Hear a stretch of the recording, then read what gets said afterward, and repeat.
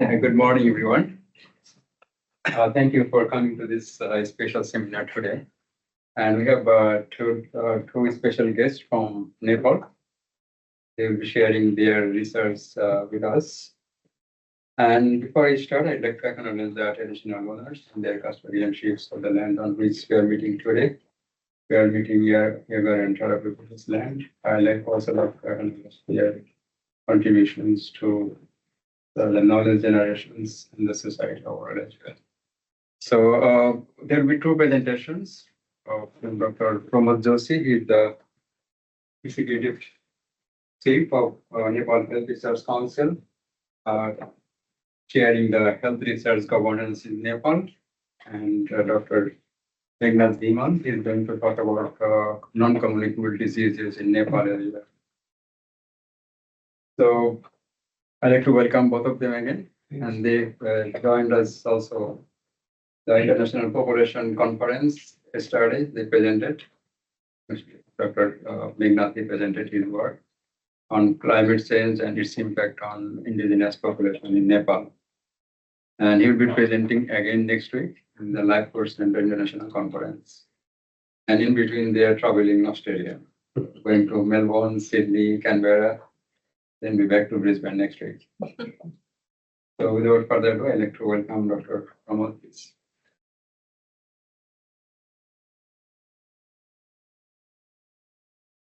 Thank you, Professor Mahmood. And good morning, everyone. It's a great pleasure, and I'm privileged to present here on behalf of Nepal Health Research Council. And this is the apical body of the government of Nepal, who is responsible to conduct the research as well as facilitate other institutions in research projects.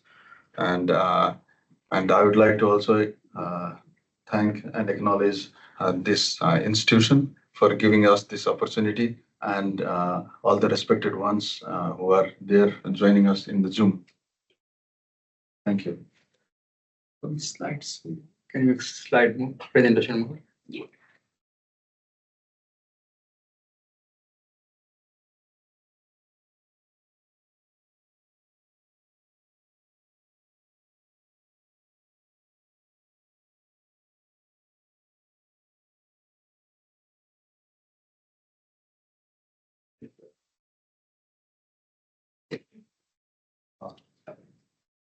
So to begin with, the first regulatory body in the health research in Nepal was Nepal Medical Research Committee, which was confined to a small room in the Ministry of Health and Population. It was only on 12th April 1991 that Nepal Health Research Council was established under an act of parliament as an apical body of the government of Nepal.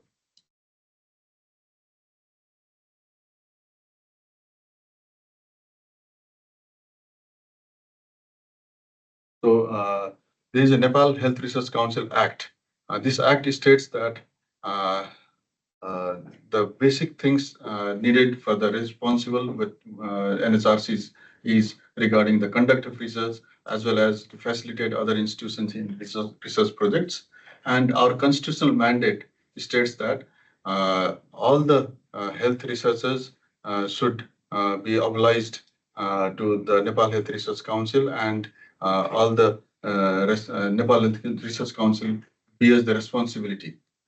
And there is Article 51 of the Constitution of Nepal, which states that all the nationals should get easily accessible quality health services through the health research and by increasing the number of health institutions and health workers.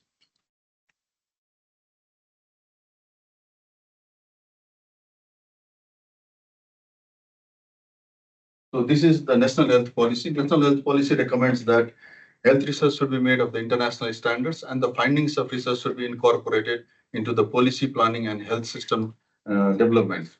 And there are a couple of other recommendations made by National Health Policy. It follows the principles of decentralization and devolution, whereby expanding the research council to the provincial level. We do have 7 provinces in the country.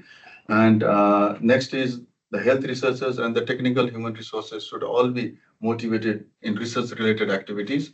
And we also focus in Ayurveda and traditional healthcare, where it should be researched, it should be recorded, it should be protected as well as promoted.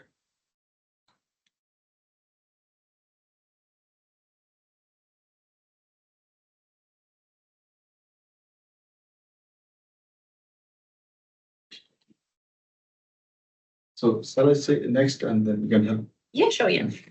Right, that's easier. So, as per the recommendation of National Health Policy, we formulated a team of 5 members who traveled to all the provinces of the country. And then even the advocate was there in this team and who visited all the provinces. They met with the chief minister, health minister, and the health secretariat for the provincial expansion. And these are few photographs of the same. Next, please.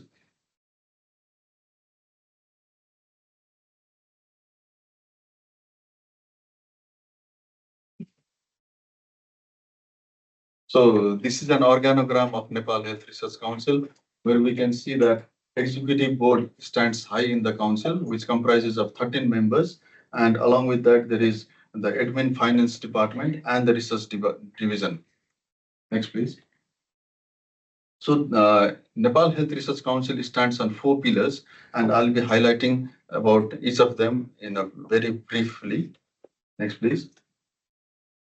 So regulation of health research in the country is done through the Nepal Health Research Council, and that is through National Ethical Review Board and the institutional review committees across the country. So these institutional review committees are established at various academic institutions, in hospitals, in research centers throughout the country. And we are exponentially increasing the number of IRCs in the country right now. And we have reached up to 65 institutional review committees.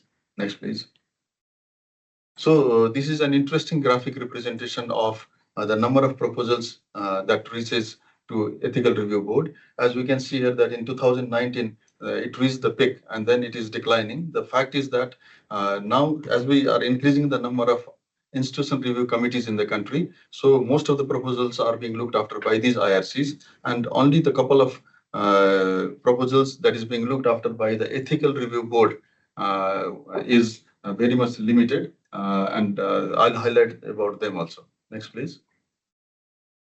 So these are the Nepali researchers who are working outside Nepal, but they are engaged in their own country regarding the research activities.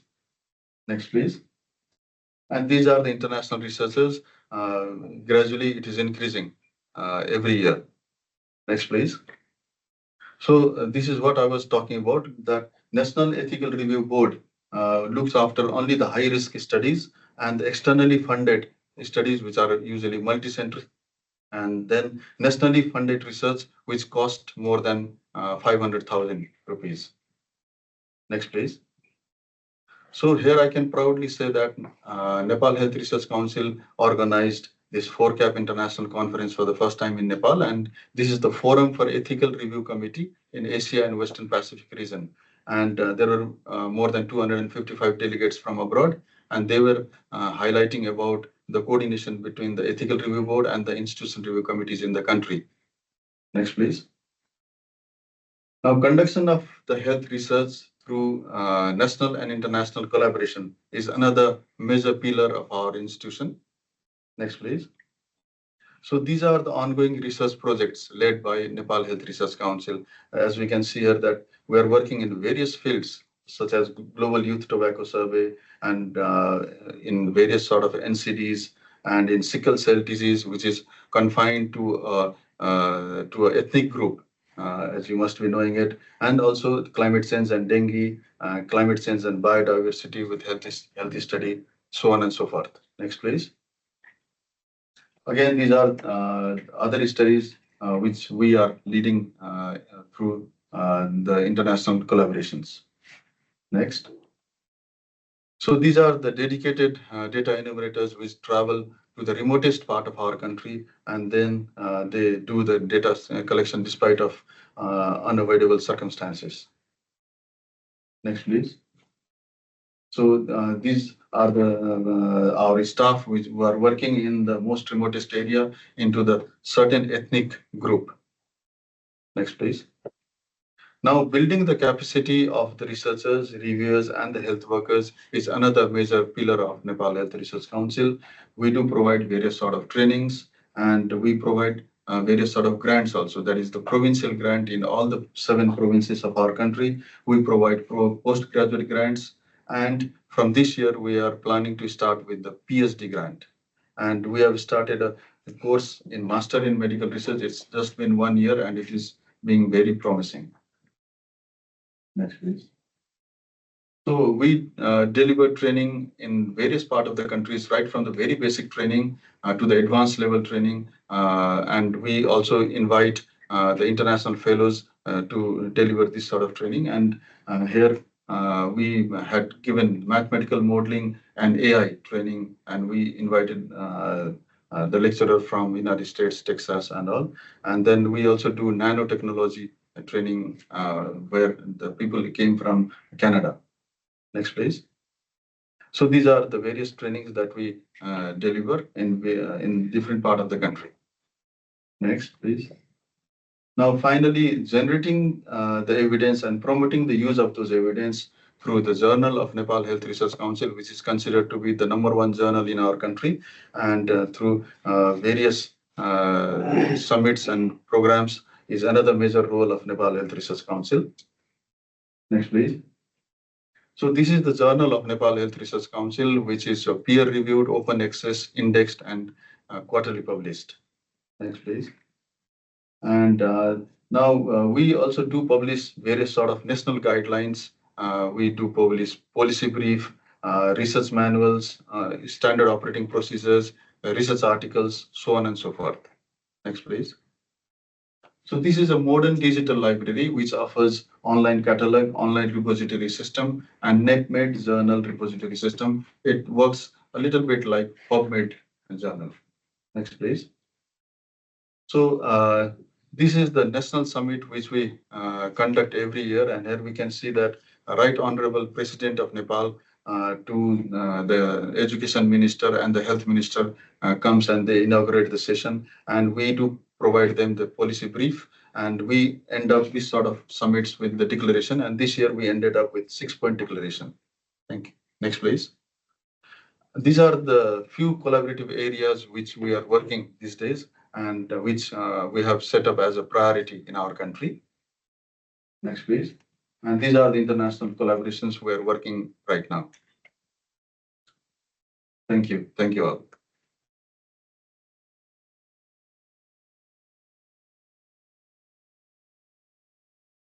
Take two question or together. Together. Okay. Can move to the next.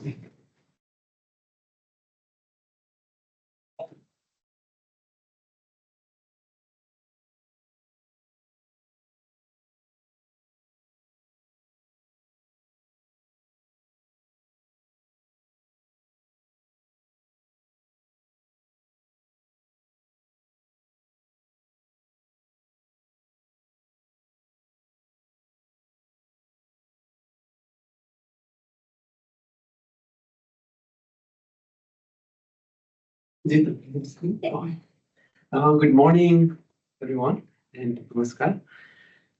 Thank you so much to Poche Center of University of Queensland for hosting us. It's my pleasure to talk about the importance of implementation research on NCD's prevention and control in Nepal on behalf of the Nepal Health Research Council. Next slide, please. So, in my presentation, I'll cover the common risk factor of non-communicable disease in Nepal. Then I'll talk a little bit about the prevalence of common non-communicable disease in Nepal. Then I'll talk a little bit about the burden of disease in Nepal. And finally, the importance of information research for NCD prevention and control, because we are working very closely with Professor Mamun on several implementation research. So I'll just share some examples. Next, please.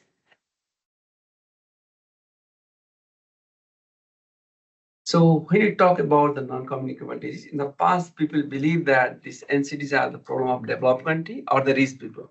But later, our studies show that the NCD burden is also increasing in Nepal. And we did several studies which confirm the both high risk factor as well as the high prevalence of the NCDs. So as we know the magnitude of the problem, then we need solutions. So for the prevention and control of NCD, implementation research is the best option because that will give the real world scenario what intervention really work in the local context. Next, please. And accordingly, Ministry of Health and Population has designed a multi-sector NCD action plan based on the best buys that is suggested by the WHO and other studies. And WHO suggests the following policy options. First, strengthen the vital registration system and cancer registry. Accordingly, we have started the population-based cancer registry since 2018. And also we are aiming to improve our vital registry system, and still the mortality status is quite weak. Second is the integrated surveillance into national health information systems. Now the NCD related indicators are incorporated in the routine health management information system. Next is undertake the periodic risk factor surveillance. We use the WHO STEP survey, that is internationally accredited tools, and we compare across the different countries and timelines. And finally, strengthen the technical and institutional surveillance capacity. So accordingly, we have established the NCD and mental health sections, and people are providing the training for the pain package. Pain means the providing essential medicine for non-communicable disease. That is also a package developed by WHO. Next, please. So we have first, based on the evidence generated from the Nepal Health Research Council and other researchers, we had a first multi-sector NCD action plan 2014 to 2020. And it has given us several mandates to the Nepal Health Research Council. And accordingly, we started the cancer registry in the country, that is population-based cancer registry. And we started the STEP survey using all the 3 steps that I'll come later, and capacity building. Beside that, we also did the national burden of disease studies, chronic disease survey, and also the mental health survey in the country. Next, please. So when we talk the STEP survey, means it covers the, all types of risk factors, like the behavior risk factors, environmental risk factors, and biological risk factors all. And our first STEP survey was 2003, but it was as a pilot study. And then we did in 2007, it covers only 2 steps, no biological factors. But Nepal Health Research Council started in 2013, and which cover all the 3 steps. And subsequently we did in 2019, and again now we are working to conduct the STEP survey 2025. Next, please. So for this, we collect the socio-demographic and behavior information like tobacco, alcohol, diet, physical activity related. Similarly, we do the physical measurements, the height, weight, blood pressure, and biological measurements such as the blood glucose, blood cholesterol. And we also collect the information about the urinary sodium, potassium, and creatinine in 2019, and that will continue. Means based on the global practice, we incorporate the more and more indicators. And there are mandatory models as well as optional models. And we, based on the country needs, we use the optional model. For example, oral health was incorporated in 2019. Next, please. And when we compare this finding, that will give the idea about the progress tracking, whether we are in the track or not. For example, these are the key findings of the tobacco use. If you see the current tobacco user between 2013 to 2019, it is slightly declined because Nepal is also a member country of FCTC, Framework Convention on Tobacco Control. But unfortunately, it is still quite very high among the male, like 48%, but female is less, like around 14.1%, and it decline is much lower, more higher in the among the female group. But problem is that if you see the current smokeless tobacco user, that is going up in all, both male as well as female, right? So that is more dangerous than the smoker one. So the main pattern of smoking or tobacco use has changed in the country. Next, please. And next, the average age of initiation of smoking. And again, it shows that people have started smoking from the earlier age. That's not also good sign. So it means we need the early interventions to stop smoking. And we also calculated the cost, and we found that average monthly expenditure on manufactured cigarette is around $10. Next, please. And when you see the alcohol use, it has increased compared to the 2013 to 2019. So like it was 17.4% earlier in 2013 and it is 20.8%. And it has increased among both male and female. Next, please. And when you see the diet, as per the WHO recommendation, there must be at least 5 servings per day. 5 servings is 80, 280, one serving equal to 80 grams. But this proportion of the people who consume the WHO recommended diet is very low, less than 4%. Next. And next important indicator is the physical activity. And it also shows that over the years, the physical inactivity has almost doubled. So that is another cause of the high prevalence of NCDs in the country. For example, among the male, it was 2.9% in 2030, but now it's like almost 8.2%. And same for the female, it has increased. Next. And if you see all the NCD risk factors by the different provinces at the national levels, it's so like in the national level, current tobacco user is 29%, current alcohol use is 24%, insufficient physical activity is 7.4%, and high body mass index is 29%. And we're facing the two extreme challenges. One is the undernutrition, and next is also obesity. So how to balance that? That is also a major challenge. And I'm not going. And there is also the equity issue. Means there is also a big difference among the different provinces also. Like some provinces are low, like which are highly urbanized, like Bagmati, and some rural area have the very high, like the COPD prevalence is very high, almost like 1/4, 25%. Next, please. And if you see the salt intake, the WHO recommendation is a 5 gram per day, but the Nepalese people consume almost double, 9.1 gram per day, right? And this is also another risk factor that need to be addressed, especially for the control of hypertension and chronic kidney disease. Next, please. And you see the biological risk factor like the hypertension, diabetes is also quite high, like in the national level, hypertension prevalence is 25%, diabetes prevalence is 6%, and high cholesterol is 11%, and CVD risk factor is more than 30%. And there is also a difference by province. We have 7 provinces and it's also a high difference. Next, please.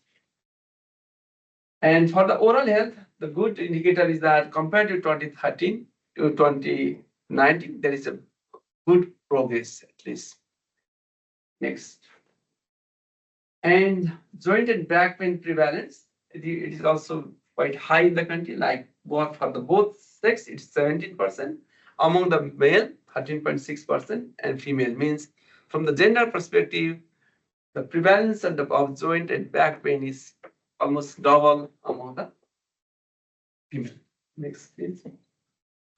And if you see the overweight and obesity, it is quite high. For the both sex, it was 21.6% in 2013, but increased to 24.3%. And this is also higher among the female in the country. Next, please. And when you see the prevalence of the raised blood pressure and raised blood glucose among the 15 to 69 years old, that means almost 1 in 4 adults have the raised blood pressure as per the latest 2019 data. And almost 1 in 20 adults have the raised blood glucose in 2019.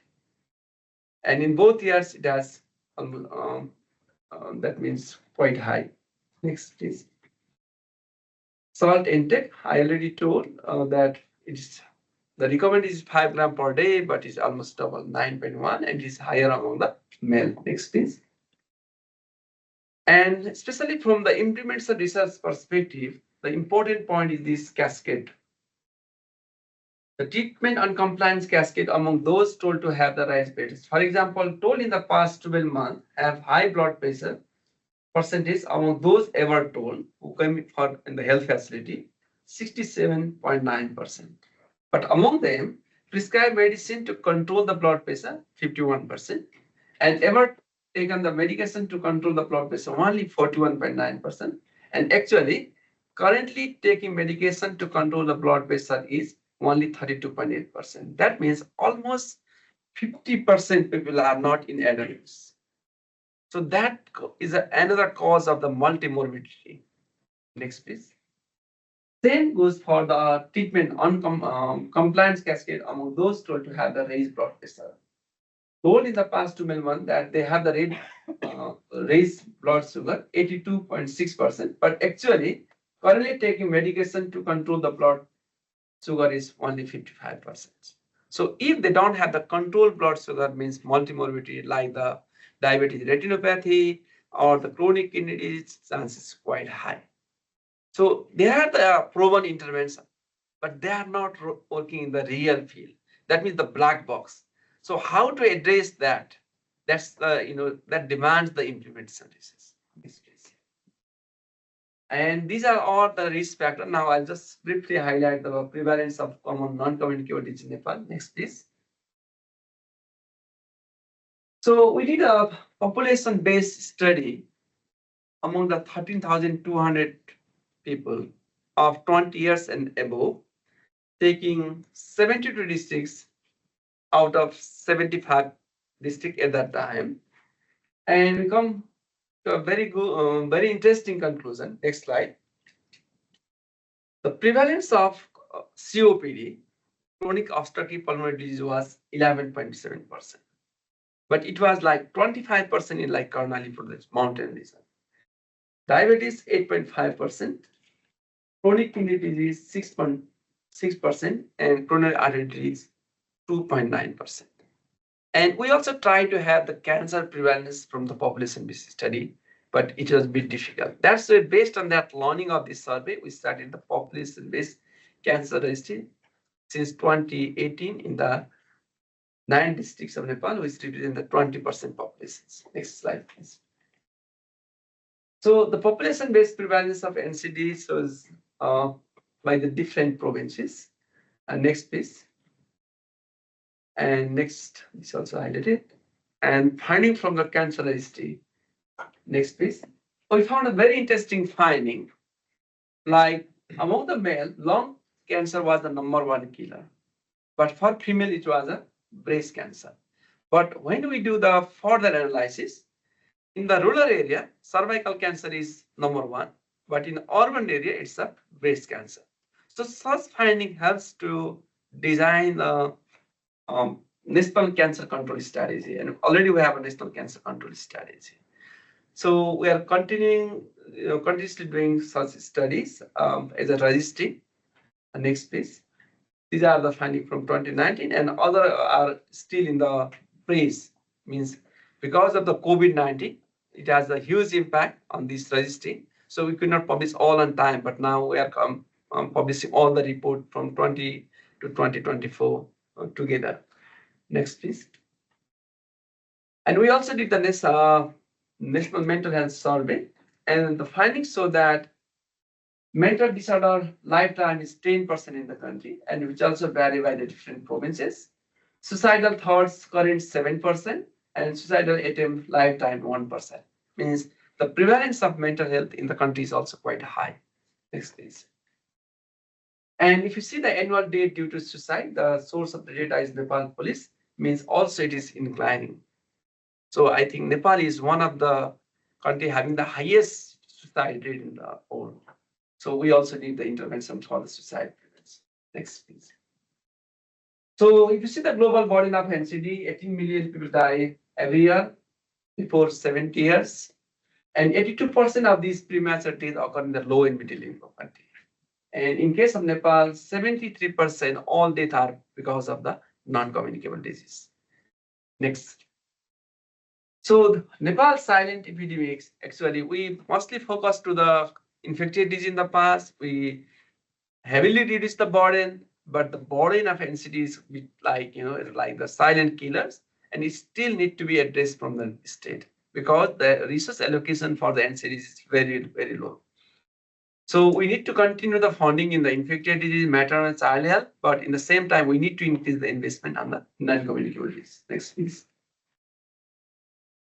Next. So as per this 2019 disease burden, 71% total death were from the NCD, but by 2021 data, it is already 73%. Next. And the burden of NCD is quite a bit higher among the female. Next.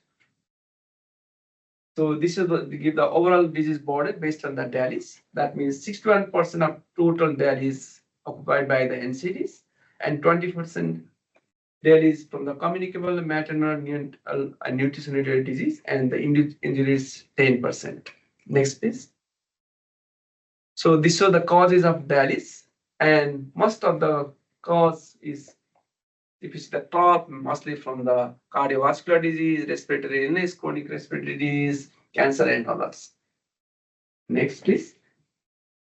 And if you see the risk factors, you see the smoking number one, but if you combine the household air pollution and ambient air pollution, it will be 20.5%. Means air pollution is the number one killer in the country. Next, please. So this shows the ranking of 1990 and 2021.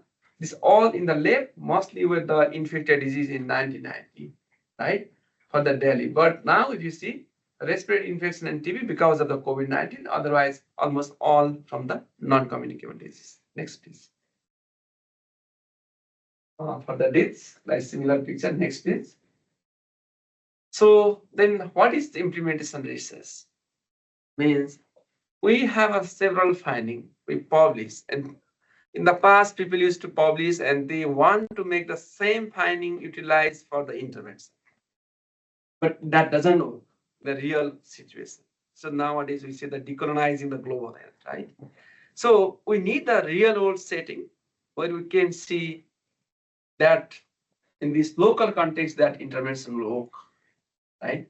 So our aim is that our evidence bring the outcome, but in reality, though there is a effective interventions, but doesn't come the outcome, means there are the challenge in the implementations. So we say implementation black box.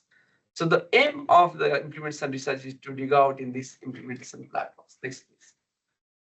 So we have an intervention. Our aim is to improve men in the health, but next slide. We don't know what is the situation in the implementation, the issue of transparency and other things. So we usually compromise the program. So to address that program failures, we need to do implementation research. Next, please. Next, please. So there are the several ways and there are several theories and models to measures, and normally we use the implementation outcome like the in terms of feasibility, fidelity, penetration, acceptability, sustainability, offtake, and cost. And there are RIA model, banana model, and several models.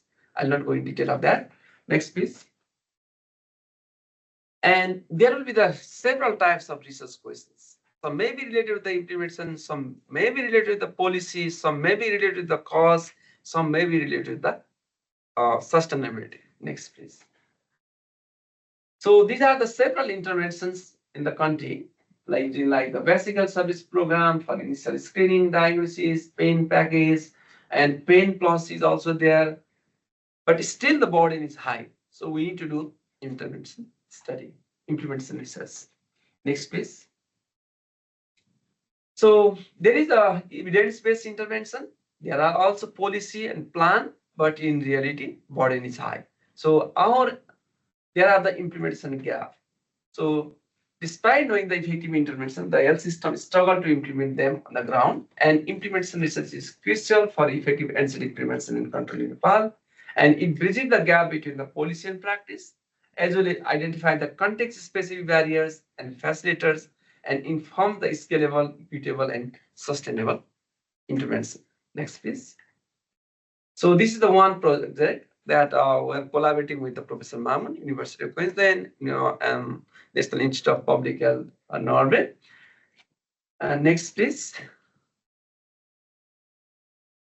So why is implementation research essential for NCD in Nepal? Because for informing the policy, we need implementation research. For support evidence-based advocacy, we need. For test delivery models, we need. Engage stakeholders through the co-creation, co-design, and co-development are for guiding the resource use, resource allocation, similarly for optimize the intervention, assess the barriers, and ensure the equity among the ethnic group, among the different provinces. We also need the implementation research. Next, please. So then what are the major gaps, challenge in the current NCD reports? First is the national level challenges like the weak multi-sector coordination, because health sector alone cannot solve the problem of NCD, because it is equally important with the transport, equally important with the urban planning, right? Equally important with the like Ministry of Water Supply and Senate. So we need multi-sector collaboration. And sometimes having the multi-sector collaboration is a bit challenging, like intersectoral as well intersectoral collaboration. Second is the healthcare system level challenges, because we have a 3 tiers of government, and sometimes coordination among these 3 tiers government and health facilities also a bit challenging. Next is the grassroots community level challenge, that like low awareness and literacy, as well as geographic and economic barriers, and lifestyle and social factors, as well as cultural factors. Like in some ethnic group, having the alcohol, having the tobacco is like mandatory, right? They say that these are started from our forefathers and other, and it is also religious. So sometimes difficult to change, right? So we need the real ground level studies and research or the engagement and just to convincing them. Next, please.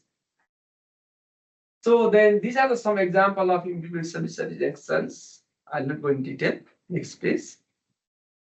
And there are also NCD action plan 2021 to 25. This is the updated one, and the vision is healthy and the productive citizens free of preventable NCDs. And the goal is to reduce the burden of disease due to NCDs through health in all policy efforts, because only health sector cannot solve the problem. Next slide, please.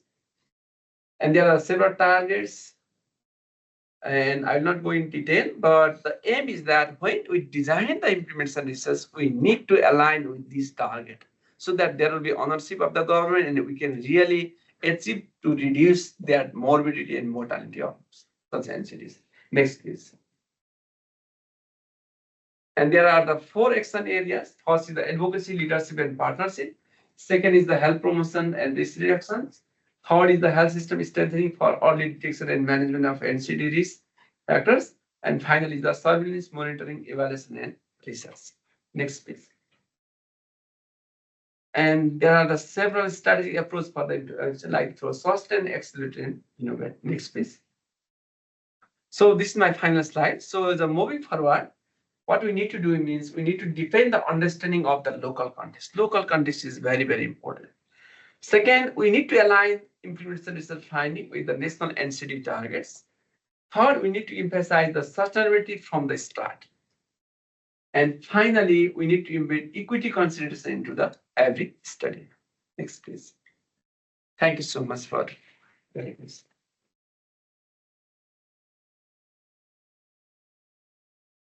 Dr. Meghnath. We have time for questions. Before doing that, I think we have also a couple of more guests who are attending in the conference. I invited them to come over here. So I'd like to introduce Professor Haq. He's from Bangladesh. Good morning. My name is Mohammad Rabiul Haq. I am working in the Department of Population Sciences, University of Dhaka, Bangladesh. I came Lisbon to attend the IPC conference. Basically, I worked on climate change and SRI service utilization in the context of Bangladesh and other solutions, as well as I have some sort of interest about NCDs in the context of Bangladesh. Thank you. Thank you. And we have also. Yeah, my name is Winfred Vogel. I teach in Illinois State University. I'm a trained demographer, and I teach in the Department of Sociology and Anthropology.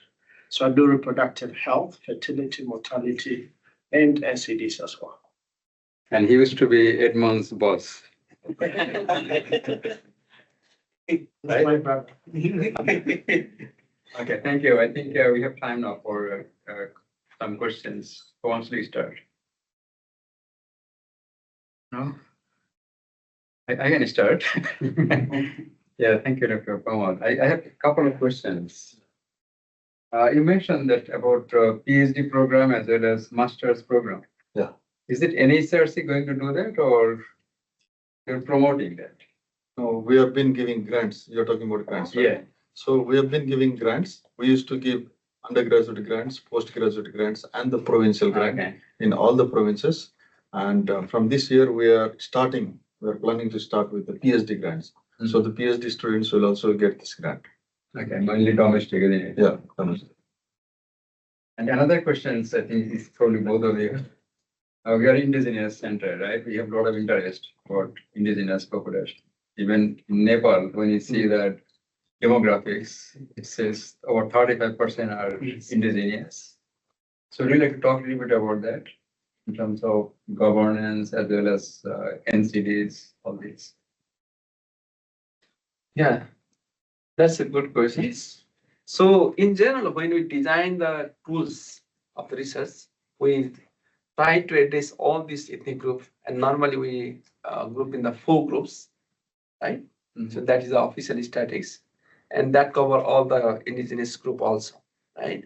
And we also disaggregated the data, but we don't have the indigenous group targeted intervention yet, right? And that is still we need to work further. But in terms of evidence generation, we usually disaggregate the data by the indigenous people. So that will help to guide us or to target our intervention, right? And regarding the previous question one, this medical research means we are collaborating with the Kathmandu University. So it is a collaboration between the NHRC and the Kathmandu University for promoting the research master program in medical research. And in the future, we want to collaborate with the more university, and we want to make a specific course maybe on the implementation research, maybe master in implementation research, right? Or maybe master in health policy and system research, something. So that's the plan.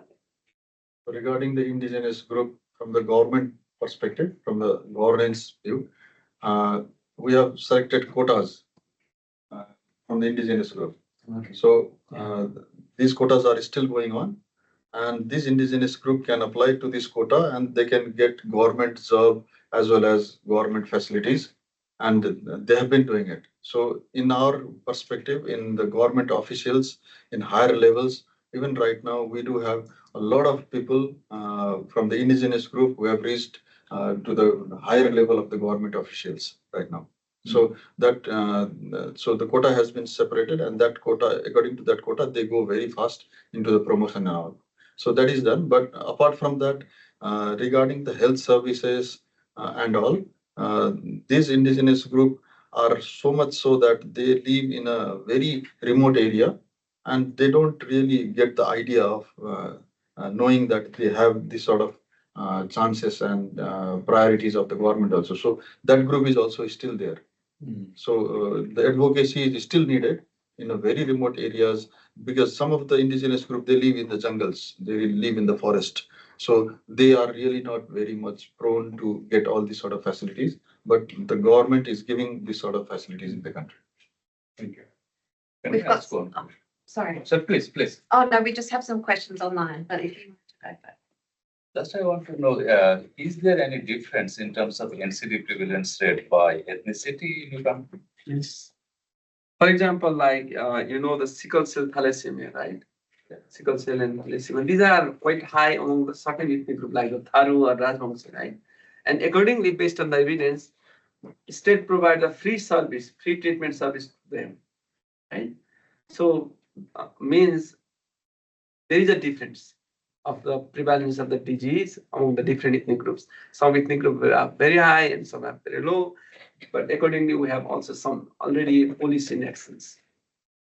So is it due to for the biological or behavioral reason? More biological, like the heredity issue, right?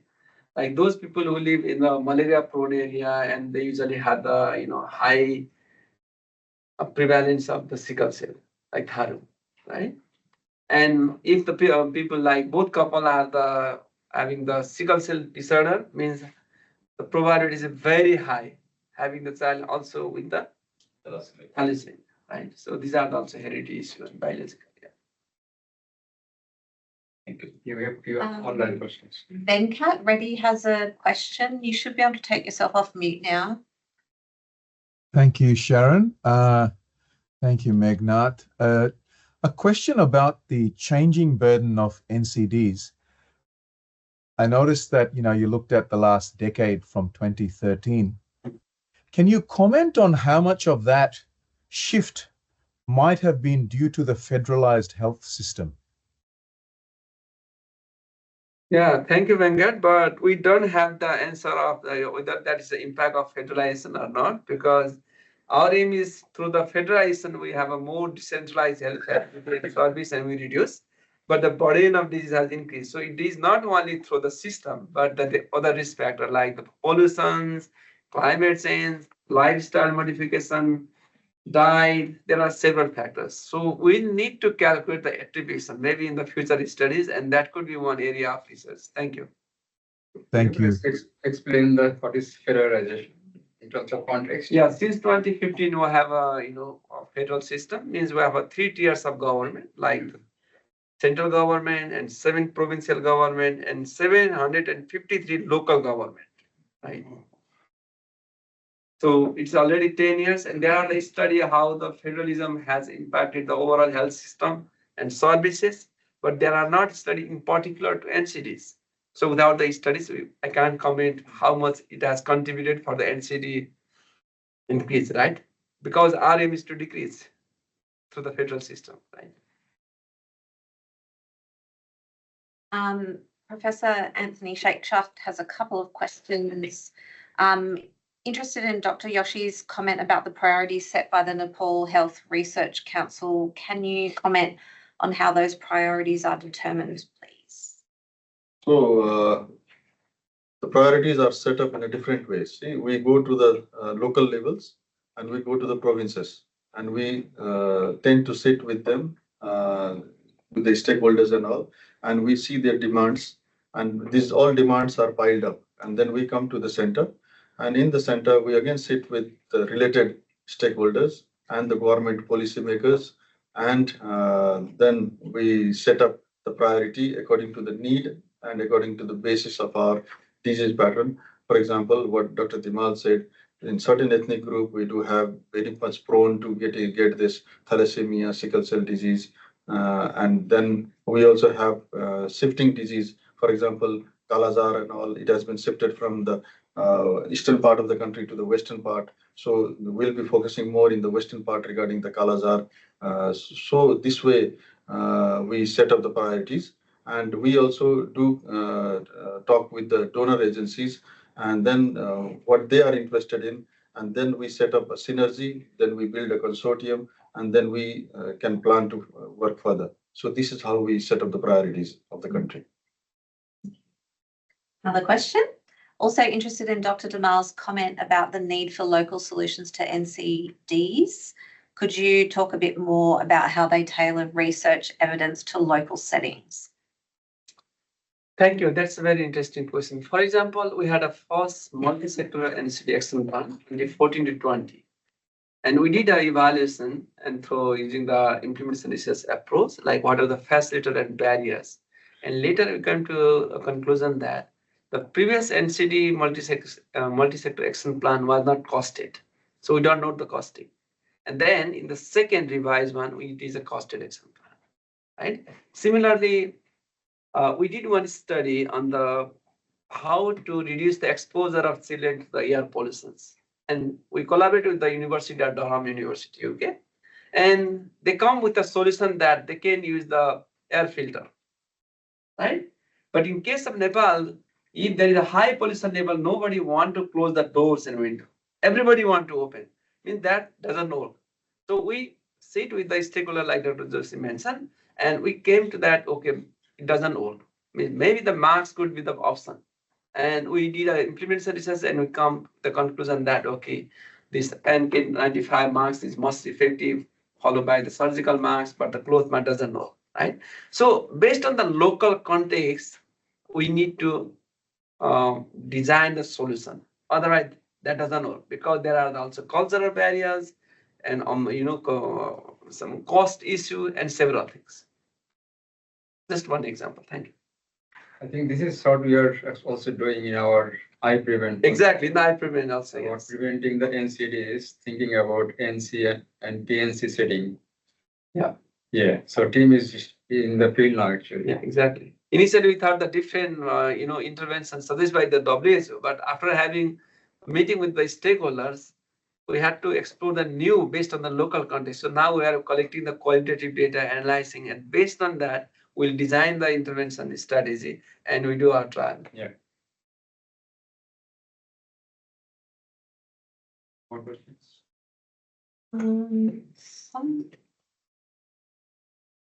So a question from Dr. Penny Haora. Thank you for the interesting talks. It's great to see the developments in terms of reaching remote areas. 30 years ago, she first worked with mobile outreach clinics with highly motivated local women. She saw that drones are now being used to remove rubbish off Mount Everest. Is there the possibility to reach remote areas using new technologies? Yeah, that's very good questions. So couple of years back, we did a TB prevalence survey, tuberculosis, right? And from some remote part, we collected a sample from the drone, right? And now in other parts where the burden of NCD is high and others, we are promoting the telemedicines because of the geographical difficulty and to me, like climate friendly. So I think definitely we can promote the different digital solutions for the prevention of these NCDs and other health risks in the country. Thank you. There's no other questions online. Yeah, I think you mentioned about indigenous population, especially in the remote areas. What about who are living in the urban city? Because our center also has a special focus on indigenous population living in the urban city. You've seen a study as well. Yeah. Would you like to make any comments on that? Yes. Definitely, these indigenous people also live in the urban area, and urban poverty is a big issue globally, right? So in order to address this issue now, government has established the urban health clinic because otherwise most of the hospital in the urban area, the referral center, another thing, but they also need the basic health services, right? So now the government of Nepal has promoted the urban health clinic in many cities, targeting to ethnic group as well as other groups.